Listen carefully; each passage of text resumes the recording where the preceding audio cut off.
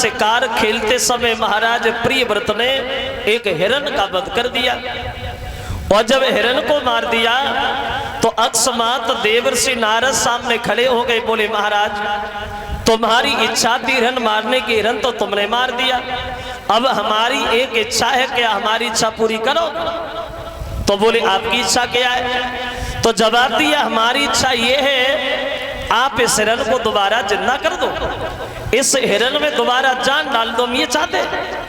जब ये कहा कि हिरण को जिंदा कर दो तो प्रियव्रत हंसने लगे, बोले पागल हो नारद, कैसी बातें कर रहे हो? भाई हम मार तो सकते, जिंदा हम कैसे कर सकते, ये काम हमारा कहाँ है? तो नारद एक बात कहते, महाराज सुनो, जब तुम किसी को जिंदा नहीं कर सकते हो तो उसे मारने का तुम्हारा अधिकार कैसे हो गया?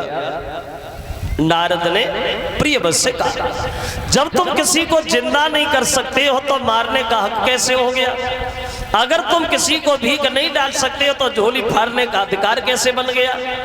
तो ये बात नारद की बड़ा अच्छी लगी प्रियव्रत को, और दोनों हाथ जोड़ के क्षमा मांगते, बोले प्रभु माफ करना, भूल हो गई, आज के बाद जीवन में ऐसी दोबारा भूल कभी नहीं करेंगे। और अब भूल क्या करेंगे, हम तो अब भजन के अलावा कोई दूसरा काम नहीं करेंगे और जीवधारियों का वध नहीं करेंगे, अब तो सिर्फ भगवान का भजन करेंगे। छोटे भैया को राजा बनाया और छोटे भैया को राज तिलक करके खुद महात्मा बने, और महात्मा बन करके ये जंगल में भाग गए भगवान का भजन करने के लिए।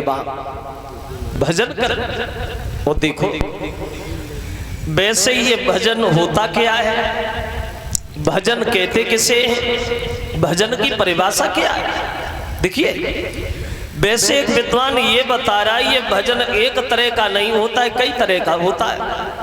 एक कवि कहता है ये भजन की कोई लंबी परिभाषा थोड़ी है, भजन यानी भजन भजो नहीं जाओ भाई बने रहो, वो भी तो एक भजन होता है। और एक भजन होता है दिखावटी, दिखाने वाला, वो कैसा? माला भी जप रहे और माला जपते ही जपते बीच में ध्यान आ गया, गालियां बकने लगे, फिर माला में लग गए। और एक भजन होता है स्वार्थ का, मतलब का, वो कैसा?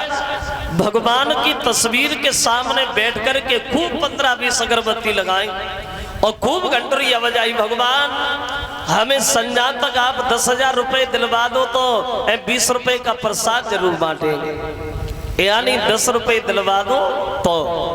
वैसे भगवान से कोई रिश्तेदारी नहीं है, कोई मतलब ही नहीं है।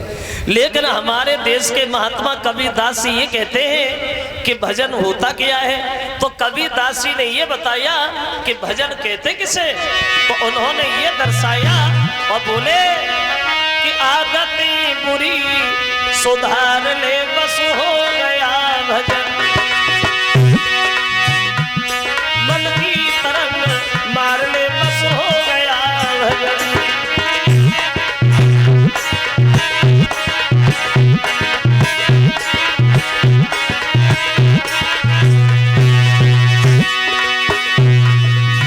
कबीरदास कहते हैं आदतें बुरी सुधार ले बस हो गया भजन। वैसे ये बात भी सच है, बुरी आदतों में सुधार करना, बुरी आदतों में बदलाव करना, ये भी एक तरह की तपस्या होती है, भजन होता है। और मन की तरंग मार ले बस हो गया भजन, ये मन बड़ा चंचल होता है, हवा से भी तेज दौड़ने वाला मन जहां लगता है वहां से हटने की कभी इच्छा नहीं करता। एक दिन बुद्धि में आया ये मन जो होता है गधा होता है, गधा गधा, तुम गधा को रोजाना एक ही जगह एक ही खूंटा पे बांधो, एक ही जगह बांधते रहो, फिर तुम उसे किसी दिन बांधना नहीं, वहीं उसी जगह खड़ा कर देना, तो पूरी रात ऐसे ही खड़ा रहेगा, समझेगा हम तो बंधे हैं। ऐसे ही मन होता है, जहां लगता है वहां से हटता नहीं है। मन की तरंग मार ले बस हो गया भजन,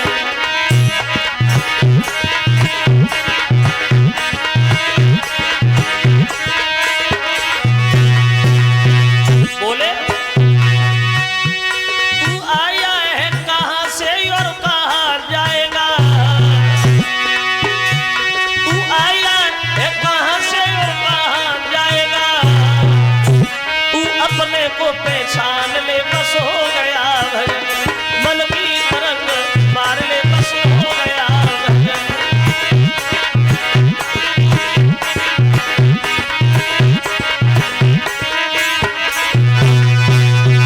बोले आदतें बुरी सुधार ले बस हो गया भजन। तो भजन तो ऐसी चीज है जो हर आदमी को करनी चाहिए।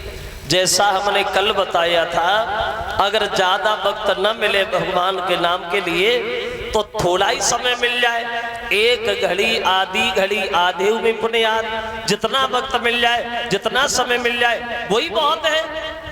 तो इन्होंने अपने छोटे भैया उत्तानपाद को राजा बना दिया और खुद महात्मा बने गए और ये भगवान का भजन करने के लिए जंगल में चले गए। अब राजा बनेंगे उत्तानपाद। अब उत्तानपाद के जीवन में क्या होगा, इनके जीवन में थोड़ी देर देखें। देखो, ये उत्तानपाद राजा तो थे लेकिन ये दुखी बहुत थे, ये परेशान बहुत थे। क्यों दुखी थे? और वैसे ये बड़ा सोचने वाली बात है, राजा तो राजा होता है, राजा को दुख हो ही नहीं सकता क्योंकि राजा तो राजा ही और राजा को दुख काएगा। लेकिन बात ये भी सच है